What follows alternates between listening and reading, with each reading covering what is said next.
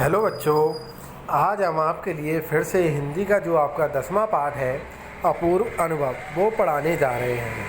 इसमें हमने पिछली क्लास में थोड़ा सा पाठ पढ़ा दिया था, लगभग 2 पेज पढ़ा दिए थे। तो मैं आपको बता दूं कि इसमें हमने क्या पढ़ाया, जिसको ज़रा सा शॉर्ट में बता देता हूं आपको। तो देखें, अभी तक हमने जो पढ़ा था वो था पाठ 10 अपूर्व अनुभव। इसमें हमने बताया था कि 2 बच्ची हैं, एक का नाम है तोतो चान और एक का नाम है यासुकी चान। यासुकी चान लड़की है और तोतो चान लड़का है। तो ये जापानी भाषा का है जिसका अनुवाद हिंदी में किया गया, तो इसलिए नाम कैसे हैं, ये जापानी नाम है, तोतो चान और यज्ञ। तो जापान में क्या होता था कि वहाँ पर हर एक बच्चा एक पेड़ को अपना खुद का मानता था, पर्सनल जिसे कहते हैं। जैसे अपना खुद का पर्सनल घर है, पर्सनल बैग है, पर्सनल गाड़ी है, वैसे ही अपना खुद का एक पेड़ मानता था और उस पर उसका अधिकार होता था। और दूसरे बच्चे को उस पर चढ़ने के लिए उससे अनुमति लेनी पड़ती थी। देखो इसमें लाइन दिख रही है, मैं थोड़ी गहरी कर रहा हूँ, उसको दिख गया होगा कि तो हर एक बच्चा बाग के एक पेड़ को अपने खुद के चढ़ने का पेड़ मानता था। तो ऐसे ही क्या है इसमें बताया गया है।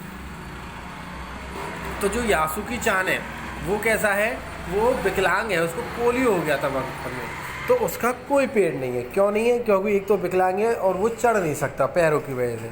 तो एक दिन उसकी जो दोस्त है तोतो चान, वो क्या करती है, उसको अपने पेड़ पे चढ़ने के लिए वो बुलाती है कि आप बगीचे में आ जाना। और जो यासुकी चान है वो किसी से कुछ नहीं कहता और बगीचे में तोतो चान से मिलने के लिए पहुंच जाता है। अब देखते हैं आगे, इससे आगे है ना क्या होता है। देखो पेज नंबर ये हमने पढ़ा दिया था, पहला पेज, दूसरा पेज पढ़ा दिया था। अब चलते हैं हम आपके तीसरे पेज पर। देखो ये आगे, यहाँ से मैं अब पढ़ूंगा और आप ध्यान से देखिएगा तीसरा पेज, ठीक है। उसी ने उसको पेड़ पर चढ़ने के लिए बुलाया अपने बगीचे में। अब देखते हैं क्या होता है।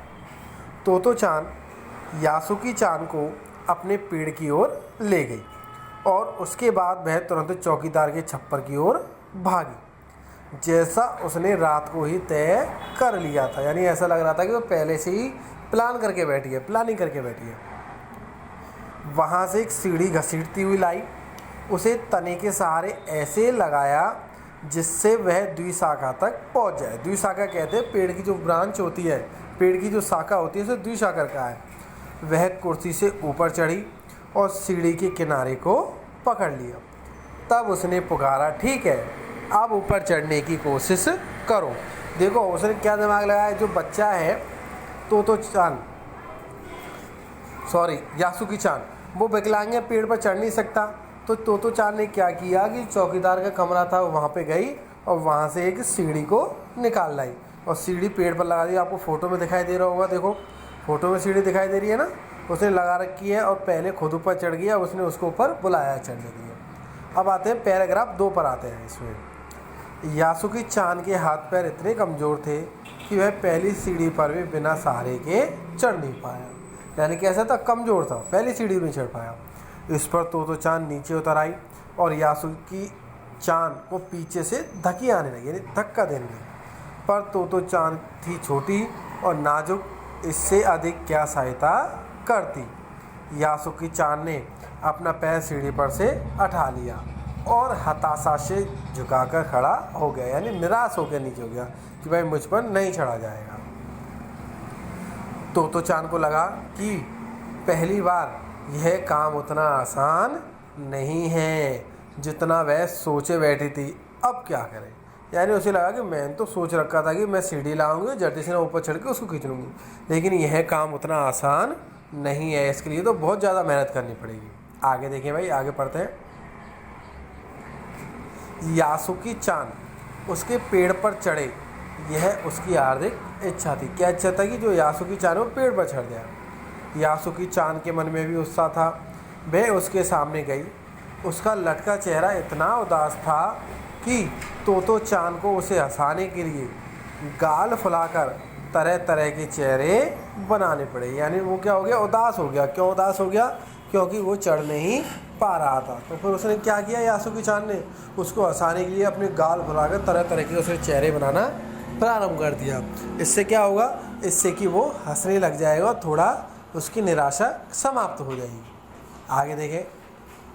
ठहरो, एक बात सूझी है। फिर वह चौकीदार की छप्पर की ओर दौड़ी और हर एक चीज़ उलट पुलट कर देखने लगी। उसने क्या किया कि रुको रुको, एक नई तरकीब सूझी है। फिर वो कहाँ गई, चौकीदार की छप्पर की ओर भागी और हर उलट पलट करने लगी। आखिर उसे एक तिपाही सीढ़ी मिली जिसे थामे रहना भी जरूरी नहीं था। देखो उसे दिखाई दे रहा है जैसे हमारे यहाँ पर रंग पेंट करते हैं ना, तो जिसे हम घोड़ी कहते हैं, जिस पर चढ़ कर रंगाई पुताई की जाती है, आजकल सभी के घर में चल रहा होगा। इस पर देखो स्टूल टाइप का होता है, बड़ा बड़ा स्टूल होता है जिस पर सीढ़ियाँ मतलब पैर रखने के लिए जगह होती है और जिस पर आराम से चढ़कर बैठा जा सकता है। तो उसे क्या कि एक तिपाही सीढ़ी मिली जिसे थामे रहना भी ज़रूरी नहीं था, यानी उसे पकड़ने की ज़रूरत नहीं, तो अपने आप खड़ी हो जाती है। वह तिपाही सीढ़ी को घसीट तक ले आई और अपनी शक्ति पर हैरान होने लगी। तिपाही की ऊपरी सीढ़ी त्रिशाखा तक पहुंच रही थी। उसने क्या किया, उसको लगा लिया और वो कहाँ तक गई थी, बिल्कुल उसकी जो डाली है, मोटी वाली डाली ब्रांच, वहाँ तक वो सीढ़ी पहुँच गई। कौन सी वाली, तिकोनी वाली जो अब लेके आई है। देखो अब डरना नहीं, उसने बड़ी बहन की सी आवाज़ में कहा, यह डगमगाएगी नहीं। उसने क्या कहा कि अब तुम डरना नहीं, यह अब डगमगाएगी नहीं यानी गिरेगी नहीं, और बड़ी आसानी से तुम इसके ऊपर चढ़ जाओगे। तो बेटा आज इतना ही, इससे आगे का तुम्हें हम अगले वाले बार में पढ़ाएंगे। इसको ध्यान रखना, आप नोट कर लिया करो कहाँ तक पढ़ाया है।